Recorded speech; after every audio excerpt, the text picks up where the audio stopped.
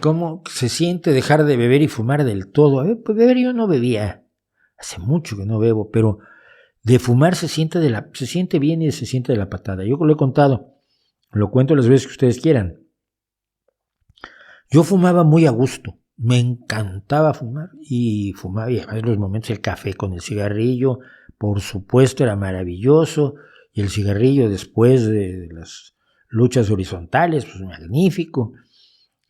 Pero me empezó a jorobar la garganta. Y entonces ahí es cuando te das cuenta que estás teniendo una relación tóxica. O sea, el amor de tu vida te está haciendo más daño que bien. Entonces un día decidí que dejaba yo de fumar. Después de estar como 3-4 meses con la garganta perjudicada, apagué uno y dije, este es el último.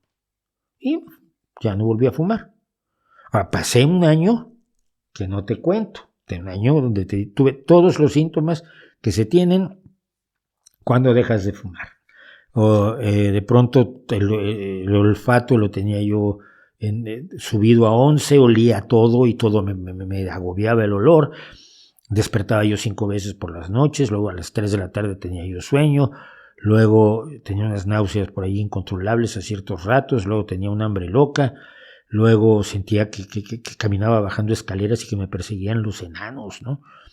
Y cada vez que tenía yo un síntoma iba y lo buscaba en internet.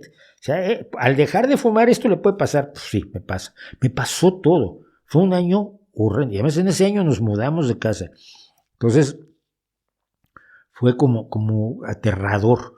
Y es una de las razones por las que no volvería yo a fumar jamás. Nunca se me ha antojado. Me gusta el olor del tabaco todavía, fíjate. No soy de los evangelistas. Ay, deja de fumar. No. Si quieres fumar, fuma. Ya tu cuerpo te dirá cuando dejes. Y si no dejas, asunto tuyo. Pero no soy de los que, oye, el olor del tabaco me da mucho asco. No me gusta. Siempre me pareció una cosa muy agradable. Y me sigue pareciendo una cosa muy agradable. Simplemente que ya no es para mí. Entonces lo huelo, pero digo, si volviera yo a fumar, volver a pasar por lo que pasé para dejar de fumar, no lo haría jamás. No lo haría jamás. Fue bastante horroroso.